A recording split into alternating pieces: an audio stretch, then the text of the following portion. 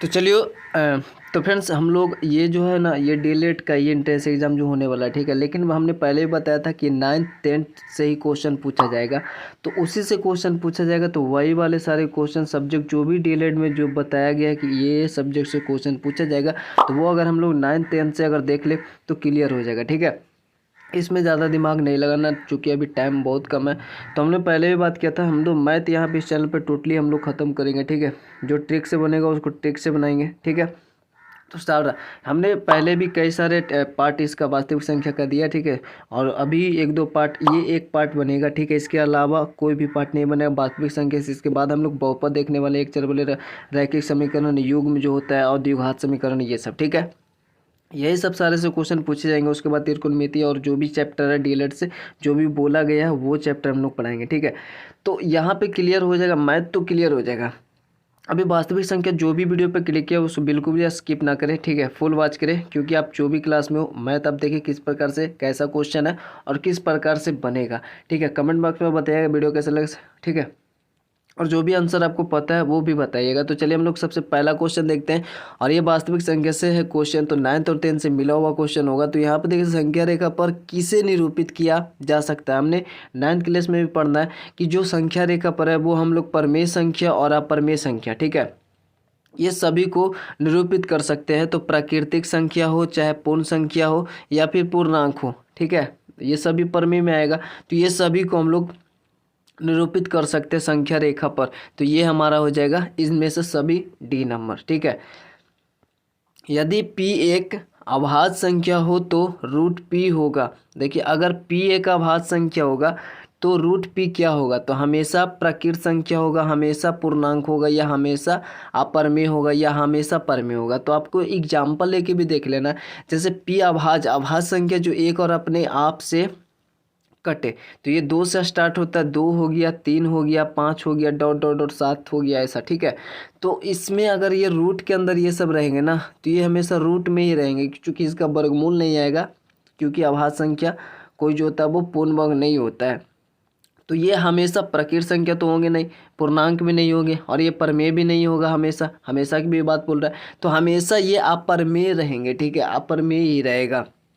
तो जो रूट में रहता है उसका परमेय बोलते हैं। इसका ऑप्शन नंबर सी हो जाएगा, हमेशा परमेय संख्या। और तीसरा नंबर सही कथन चुनिए, शून्य एक परमेय संख्या है। तो हाँ, शून्य एक परमेय संख्या है, चूंकि इसका नीचे एक होता है और कंडीशन के अनुसार नीचे जीरो नहीं होना चाहिए, ठीक है। Q is not equal to zero होना चाहिए, पी बाई क्यू के फॉर्म में रहता है हमारा परमेय संख्या। तो इसका ऑप्शन नंबर ए ही दिख रहा है कि हाँ शून्य एक परमेय संख्या होता है, तो यहाँ पे ए हो जाएगा। बाकी परमेय संख्या का जो भी कंडीशन है वो पता होगा, ठीक है। हम लोग सभी को परमेय संख्या बोल सकते हैं, जो भी प्राकृत संख्या है और जो पूर्णांक संख्या है और जो हमारा जो भी है ना परमेय संख्या, उसको बोल सकते हैं। अपरमेय संख्या जो रूट के अंडर रहता है, ठीक है। बाकी हम लोग शांत और अशांत जो हमने पढ़ा है, अनवर्ती अवर्ती, तो ये सब अगर आप 9th में पढ़े होंगे तो ये सारे क्वेश्चन इससे रिलेटेड जो पूछा जाएगा ना वो आपसे नहीं छूटेगा।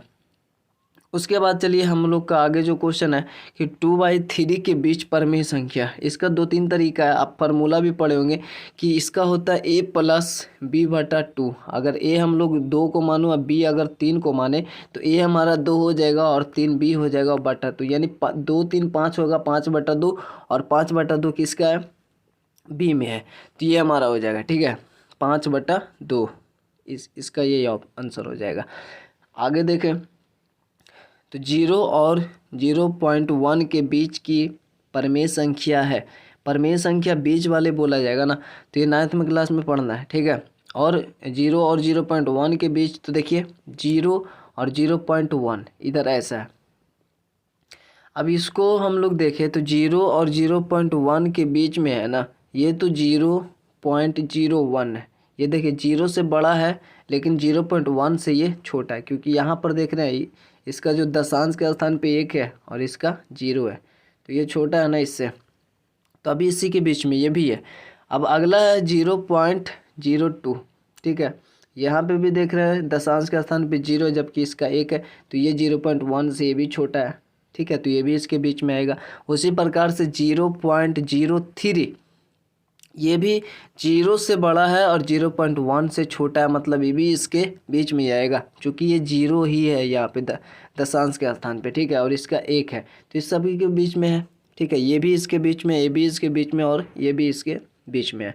अब चाहे तो ऐसा भी कर सकते हैं, जो फार्मूला होता है 0 + 0.1/2, अब इसको जोड़ेंगे तो कितना आएगा 0.1/2, फिर इसको ऐसा 20/1 आया, दशमलव हटाएंगे तो 1/20 आएगा।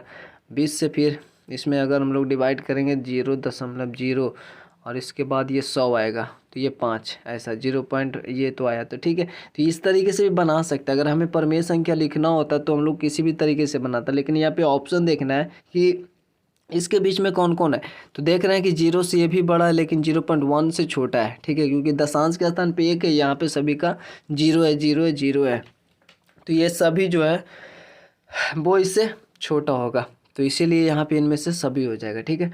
और 0.1 और 0.12 के बीच अपरिमेय संख्याएं हैं, तो यहाँ पे देखिए 0.1 है और इधर 0.12 है। अब इसमें देखेंगे 0.11, देख रहे 11, तो ये 11 है, तो ये इससे तो बड़ा हो गया, ठीक है। 0.11 है तो 0.1 से बड़ा है, क्योंकि ये 0.1 है मतलब 0.10 है, ऐसा समझे। तो ये 0.11 मतलब 11, तो इससे बड़ा है, ठीक है, लेकिन 0.12 से छोटा है 11, ठीक है। उसी प्रकार से बी वाला ऑप्शन देखें तो 0.11 है, ये भी 11 ही है, और आगे चाहे कुछ भी हो, ठीक है, वो 12 से छोटा ही रहेगा, ठीक है। 9 भी होता 0.11, ये 0 है लेकिन 9 भी होता ना तो भी 12 से छोटा ही होता, ठीक है। बस आपको जो स्थान है उसको देखना हो, इकाई ये दशांश 1 है सेम है, लेकिन शतांश इसका जो है ना वो 1 है लेकिन इसका 2 है, उसके बाद आगे कुछ भी हो उससे मतलब नहीं है, ठीक है।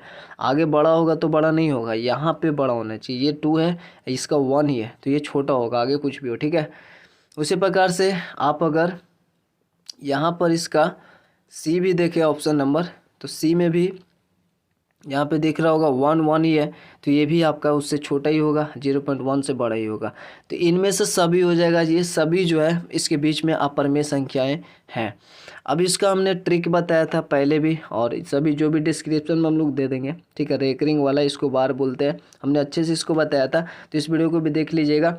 इसका हमने एक सेपरेट वीडियो बनाया, इसका ट्रिक से बताया आपको, तो उस वीडियो को देख लीजिएगा, आपको इजीली समझ में आ जाएगा। तो नीचे वीडियो होगा, प्लेलिस्ट बना होगा डीएलएड मैथ का। अब इस वीडियो अपलोड होने के बाद प्लेलिस्ट बना देंगे, तो उस प्लेलिस्ट में सभी वीडियो मिल जाएगा, और उसका लिंक नीचे डिस्क्रिप्शन में होगा, चेकआउट कर लीजिएगा। तो अभी चलिए, हमारा 0.47 है, 0.47 इस पे बिंदु है, 1 पे 7 पे, तो मतलब एक ही अंक पे रेकरिंग है। हमने बोला था कि जिस अंक पे रेकरिंग रहेगा उतना नीचे 9 रहेगा, ठीक है। अभी यहाँ पे 0 है, 0 का इधर कोई भी वैल्यू नहीं है, तो यहाँ पे ये है 47 है, 47 लिखेंगे। जिस पे रेकरिंग नहीं है उसको घटाएंगे, ठीक है। 4 पे रेकरिंग नहीं है, 4 को घटाएंगे, और नीचे हमारे पास 1 पे रेकरिंग है 7 पे, तो 1 9, और 1 पे रेकरिंग नहीं है तो 1 0। अब 47 में से 4 घटाएंगे तो 43 बटेगा, 43/90 आएगा, तो 43/90 आप देख रहे हैं यहाँ पे सी नंबर है, ठीक है। एक बार उसको देख लीजिएगा, डिस्क्रिप्शन में होगा लिंक। तो यहाँ पर देखिए 8 नंबर क्वेश्चन जो है ये 6.47 पे रेकरिंग है, ठीक है। ये रेकरिंग है, इसको PYQ के रूप में लिखना, हमने बताया था। ये इधर 0 नहीं है, 0 तो इग्नोर करते, लेकिन यहाँ पे 6 है और इधर पॉइंट है, तो 6 पॉइंट की जगह पे प्लस देंगे, और ये 4 6 है, दोनों पे रेकरिंग है, इसलिए नीचे 999 देंगे, ठीक है। दोनों पे रेकरिंग है, 999 देंगे। अब चाहे पूर्णांक में देता तो 6.46/99 ऐसा होता, ठीक है, लेकिन ये पूर्णांक में नहीं दे रहा है। अब यहाँ पे देखें तो 999 ही रहेगा ना, तो ऑप्शन के अकॉर्डिंग देखें तो 999 इसमें नहीं है, इसमें नहीं है, इसमें नहीं है, ठीक है, लेकिन 1 में है, 1 ही आपका आंसर होगा, ठीक है। अब 1 कैसे होगा देख लीजिए, हमने यहाँ पे देखा 6 प्लस और 6 4 6 और 999, क्योंकि दोनों संख्या पे रेकरिंग है, ऊपर देख रहे हैं। अब इसको सॉल्यूशन करेंगे तो ये कटेगा क्या, 33 या 99 और 15 या 45 से कटेगा ही नहीं, ठीक है। तो इसको अगर हम गुना करें 99 से और 99 से और 6 से, ठीक है, तो 99 6 से गुना करने का ट्रिक है क्या कि आप यहाँ पे 600 में से आपको 6 घटा देना, तो ये 593 आ जाएगा। ठीक है, अब देखिए 99 को हम लोग लिख सकते हैं 100 - 1, ये 99 है, और इसमें हमको गुना करना है, 99 ही है ना, इसमें 6 से गुना करना है, तो 6 गुना 100 हो जाएगा 600, और उसमें से 6 गुना 1 हो जाएगा माइनस में 6, यानी 600 में से अपने को 6 घटाना है, तो 600 में से 6 घटाएंगे तो 594, यहाँ पे 94 हो जाएगा। ठीक है, 94 600 यानी 600, तो 594 बचेगा जब हम लोग गुना करेंगे। तो इसमें दोनों में गुना करने पर 594 और ये 46 जोड़ेंगे इसमें, चूँकि आपको पता है तो ये हम लोग का ये जो है ना, इसको पूर्णांक के रूप में लिख सकते हैं 6 + 46/99, या फिर आप एलसीएम लेके भी बनाएंगे तो यही आएगा। आप 99 एलसीएम लीजिएगा तो 99 छक्का आपको गुना करना पड़ेगा और फिर 46 को जोड़ना ही पड़ेगा। तो 99 छक्का 594 और 46 जोड़ेंगे, यानी 6 पहले जोड़ दे, 594 और 6 600, और बचा यहाँ पे 40। ठीक है, तो ये 640/99, ऑप्शन नंबर 1 आपको दिख रहा है, पहले हमने बताया, तो ये वाला होगा।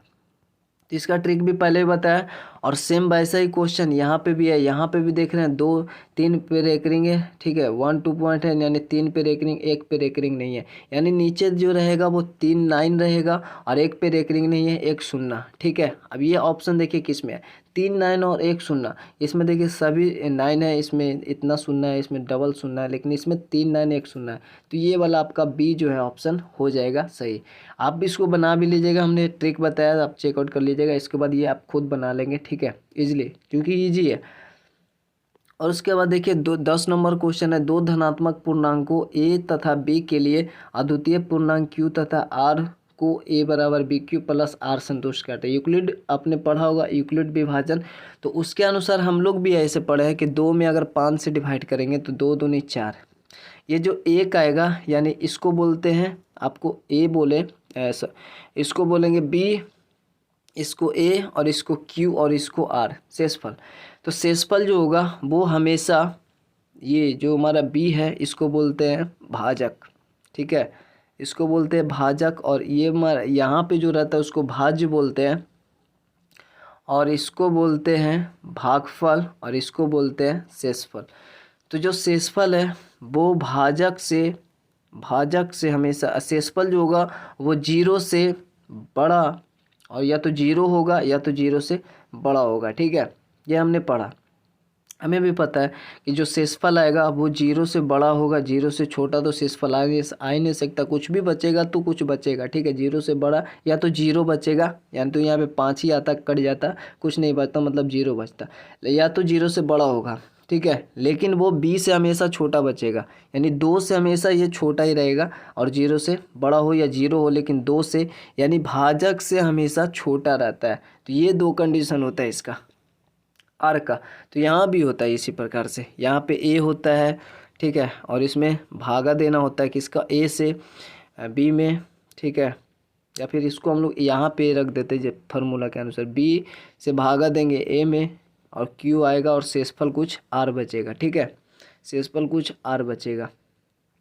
तो इसको हम लोग देखिए फार्मूला होता है ए बराबर, यानी कि भाज्य बराबर ये बी गुना क्यू, यानी बी क्यू और प्लस आर, और ये जो आर होता है यहीं पे दिया हुआ है ना, आर जो होता है, आर जो होगा वो 0 से बड़ा या 0 होगा, इसका मतलब। ठीक है, 0 से बड़ा या 0 होगा, इसको ऐसे लिखेंगे हम लोग, 0 से बड़ा, ठीक है, या 0 होगा आर, और बी से हमेशा छोटा होता है, तो बी से हमेशा छोटा होगा आर। ठीक है, ये हमारा होगा, और ये वाला आपको दिख रहा है कहाँ पे, ए नंबर में। ठीक है, बी से मतलब जो भाजक है उससे हमेशा छोटा ही रहेगा।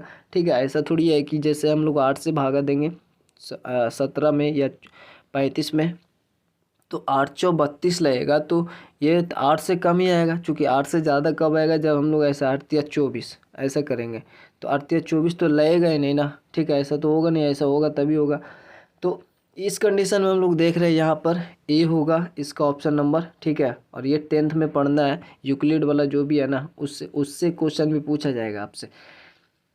यदि क्यू कोई पूर्णांक हो तब विषम धन पूर्णांक का रूप क्या होगा क्या। तो क्यू कोई पूर्णांक हो, कोई भी पूर्णांक हो, ठीक है, जैसे 1 भी हो सकता है, 2 3 4 5, ऐसा कुछ भी। ठीक है, 6, तब विषम धन पूर्णांक का रूप। क्यू तो हो नहीं सकता विषम, क्योंकि क्यू रहेगा तो 2 यहाँ पे अगर खाली क्यू की जगह पे लेंगे तो ये सम हो जाएगा। Q+1, तो Q+1 जैसे Q अगर 3 है और +1 करेंगे तो 4 हो जाएगा, तो ये तो सम हो जाएगा, ऐसा नहीं होगा। 2Q, तो 2Q, 2 और Q में गुना करें, Q कुछ भी लेंगे और 2 में गुना करेंगे तो वो हमेशा सम ही होगा, ठीक है, तो ये भी नहीं होगा। लेकिन 2Q+1, हाँ ये होगा। Q की जगह पे आप कोई यहाँ पे सम ले या विषम, जैसे अगर हम 3 ले लिए इस बार विषम और उसमें +1 करेंगे तो ये विषम ही रहेगा, 3 दूनी 6 एक 7। या फिर 2 और Q की जगह पे इस बार हम लोग सम ले लेते हैं 4, 4 दूनी 8 और +1, ये भी विषम ही है, तो ये हमारा हो जाएगा ऑप्शन नंबर डी, ठीक है। उसके बाद बोल रहा है कि Q कोई धनात्मक विषम पूर्णांक है तब यह किस रूप का है। अब ये क्वेश्चन शायद कंप्लीट ना हो, या फिर इसका जो ऑप्शन आंसर होगा बी होगा। आपने वही जो हमने अभी देखा जो यूक्लिड विभाजन वाला है, तो वही यहाँ पे आपका, ठीक है, ये भी उसी प्रकार से है। जैसे b बराबर यहाँ पे 3 अगर हम लोग समझे तो 3 है, ठीक है, तो r का जो वैल्यू होगा ए से अगर डिवाइड करेंगे हम लोग, एक a में डिवाइड करेंगे, ठीक है, 3 से, तो यहाँ पे q बचेगा और यहाँ पे r बचेगा। इसका फार्मूला क्या होगा, a बराबर होगा 3q + r।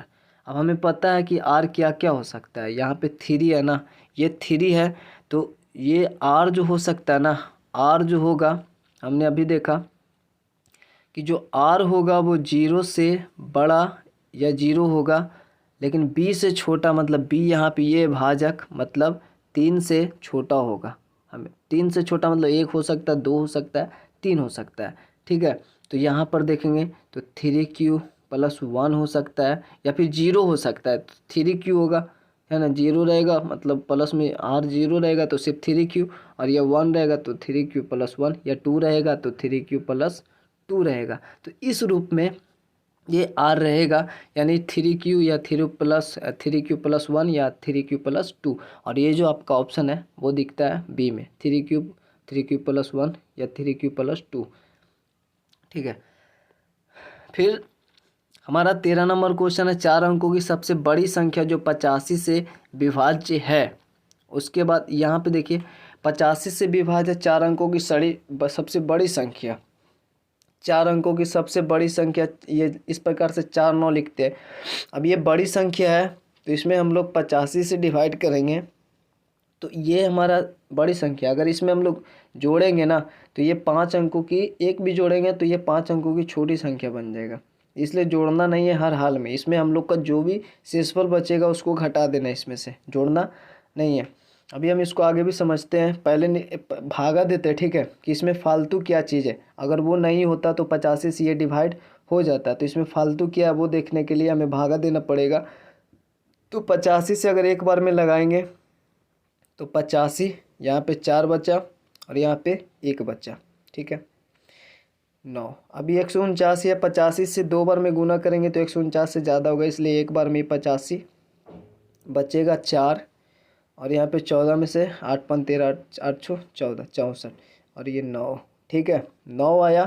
तो यहाँ पर ये 649 हुआ, तो 649 हुआ ना। अभी इसमें कितना बार में लेगा आप देख लीजिएगा, 7 बार में लगाएंगे, उससे ज़्यादा बार में नहीं लगेगा। 7 × 5 = 35 और 7 × 8 = 56 और 57 × 58 59, यानी 59, यानी 595। अगर इसको घटाएंगे 595 को तो बचेगा, आप घटा लीजिएगा, 595 को अगर घटाएंगे तो 600 में से 595 घटाएंगे तो 5 बचेगा, और प्लस में 49 यानी कि 54 बचेगा, ठीक है। 54 शेषफल बच रहा है, मतलब अगर इसमें 54 नहीं होता, 54 जोड़, इसमें 54 नहीं होता, या फिर इसमें अगर हम लोग 54 में 85 बनाना है 54 को, तो कितना घट रहा है, तो उसमें और जोड़ना पड़ेगा, लेकिन जोड़ना नहीं है, ठीक है। इसको 85 अगर ये रहता तो यहाँ पे शेषफल कुछ बचता ही नहीं, ठीक है, जो 54 बचा। तो 85 बनाना नहीं, क्योंकि हमें जोड़ना नहीं है, क्योंकि वो 5 अंक का हो जाएगा, 4 अंक ही पूछ रहा है, तो इसलिए हमें 54 को इसमें से घटा देना होगा, ये 4 अंक का ही रहेगा। यही 54 इसमें फालतू है जो बचा, ये नहीं होता तो ये कट जाता 85 से, ठीक है। तो यानी कि सबसे बड़ी संख्या में कितना घटा देंगे, 9 9 9, इसमें से 54 घटाएंगे, 9 में से 4 गया 5, 9 में से 5 गया 4, और ये हमारा 9 9, यानी 99 45 तो डी ये हमारा आंसर हो जाएगा। ठीक है, वीडियो लंबा हो चुका है इसलिए हम लोग इसको अगले पार्ट में देख लेंगे। ठीक है, अगले पार्ट में टोटली क्वेश्चन को देख लेंगे। वैसे यहाँ पे कुछ 35 तक क्वेश्चन है और वीडियो पे बने रहिएगा। ठीक है, तो मिलते हैं अगली वीडियो में, ये ख़त्म हो जाएगा। तो तब तक के लिए जय हिंद, जय भारत।